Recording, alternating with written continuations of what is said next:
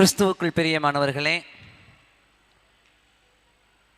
தாவீதின் இருதயம் ஆண்டவருக்குள் உறுதியாய் இருந்தது போலவே ஆண்டவருடைய திருவார்த்தையானது தாவீதின் சிங்காசனம் என்றென்றைக்கும் உறுதியாயிருக்கும் என்று விளம்புகிறது. இந்த வாக்கியத்தை தன் வாழ்வின் மிகப்பெரிய சொல்லாய் ஏற்றுக்கொள்ளுகிற சாலமன் ஆண்டவருக்கு ஒரு ஆலயத்தை கட்ட ஆசைப்பட்டு அதற்கான காரியங்களை முன்னெடுத்து செய்கின்ற நிகழ்வை வாசிக்க கேட்ட வேத பகுதியில் நாம் வாசித்து பார்த்தோம். நாளாகமங்களின் 2வது புத்தகத்தின் 2வது அதிகாரம் சொல்லுகிற தகவலின் அடிப்படையில் தீருவின் ராஜாவாகிய ஈராம் என்பவர் தாவீதுக்கு ஆதரவாய் இருந்தவர் என்றும் தாவீதினுடைய ஆண்டவர் மேல் பக்தியுடையவராய் தாவீதின் பக்திக்கு உறுதுணை செய்கிறவராய் காணப்பட்டார் என்பதையும் நம்மால் புரிந்து கொள்ள முடிகிறது. இப்படிப்பட்ட சூழ்நிலையில் சாலமன் அவருக்கு ஒரு கடிதம் எழுதுகிறார். நீர் என் தகப்பனுக்கு தயை செய்தது போல் அடுத்த தலைமுறைக்கும் அதே விசுவாசத்தின் கடத்துதல் இருக்க வேண்டும் என்பதற்காக நீர் என்னோடு இணைந்து செயல்பட வேண்டும் என்று கேட்டுக்கொள்கிறார். அதற்கு தீருவின் ராஜாவாகிய ஈராம் ஆண்டவருடைய ஆலயம் எருசலேமில் கட்டப்படுவதற்கு தன்னால் ஆன நிபுணரையும் தன்னுடைய மக்களையும் அழைத்து அவர்களை சாலமோன் மன்னனிடம் அனுப்புகிறார் என்கின்ற முன்கதை சுருக்கத்தை கொண்டு இந்த பகுதியிலிருந்து நாங்கள் கற்றுக்கொண்ட ஒரு சத்தியத்தை 3 குறிப்புகளாக வகுத்து உங்கள் முன்னாக நாங்கள் அவைகளை பகிர்ந்து கொள்ள விரும்புகின்றோம்.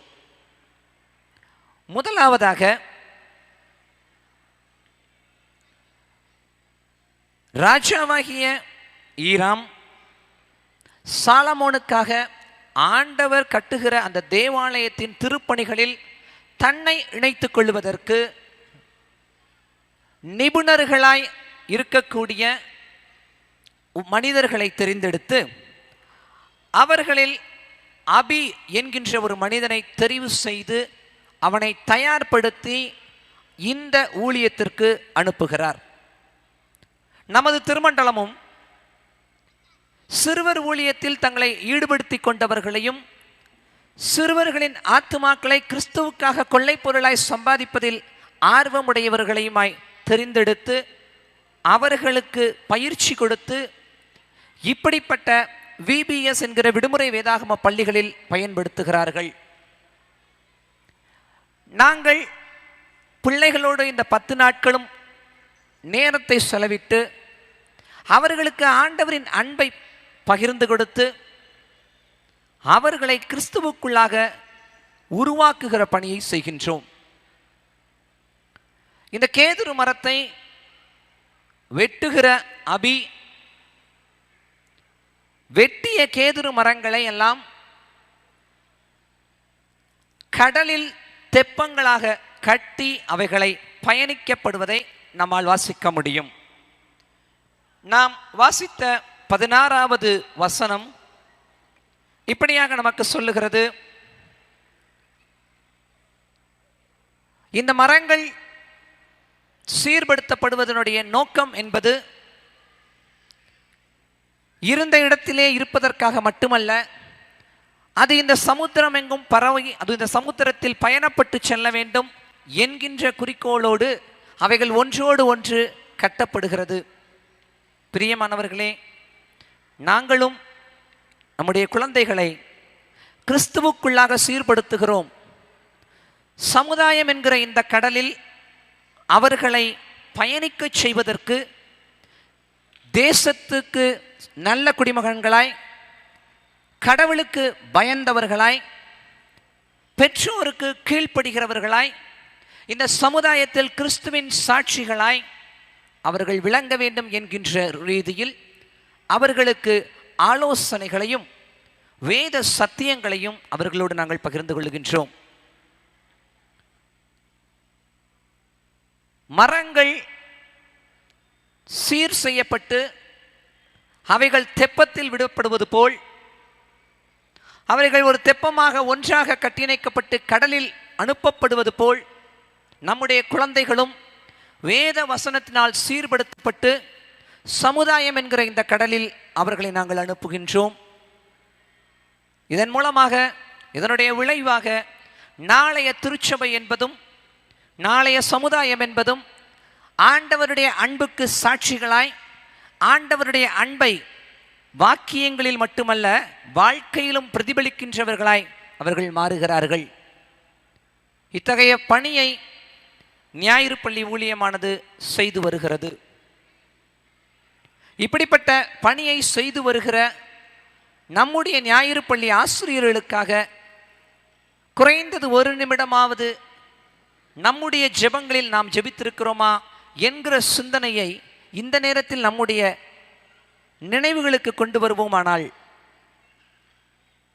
உண்மையாகவே அடுத்த தலைமுறை கிறிஸ்துவுக்குள்ளாக வளர்ந்து நிற்க முடியும். மூன்றாவது குறிப்பாக சீர்படுத்தப்படுகிற இந்த கேதுரு மரங்கள் தெப்பமாக கட்டப்பட்டு கடலில் அனுப்பப்படுகிற இந்த கேதுரு மரங்கள் கடலின் போக்குக்கு போகிறவர்களாய் அல்ல, அவைகள் எருசலேமை நோக்கி திருப்பிவிடப்படுகிறவைகளாய் இருக்கிறது. நாங்கள் பிள்ளைகளை நற்போதனைகள் கொடுத்து இந்த சமுதாயத்துக்கு ஏற்ற மக்களாய் மாற்றுகிறோம் என்பது உண்மை என்றாலும் கூட இம்மைக்காக மட்டும் கிறிஸ்துவின் மேல் நம்பிக்கையுள்ளவர்களாய் இராதபடிக்கு அவர்களுக்கு பரம எருசலேமை குறித்த தாகத்தையும் கொடுக்கிறோம். ஆண்டவருடைய திருப்பணியை செய்ய வேண்டும் என்கின்ற ஆவலையும் ஆத்ம பாரத்தையும் அவர்களுக்குள்ளாக நாங்கள் விதைக்கின்றோம்.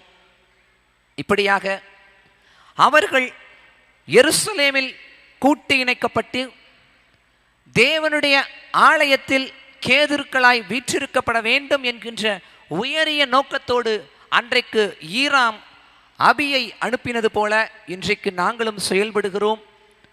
நாங்கள் என்று சொல்லுகின்றது ஒரு பன்மை சொல்.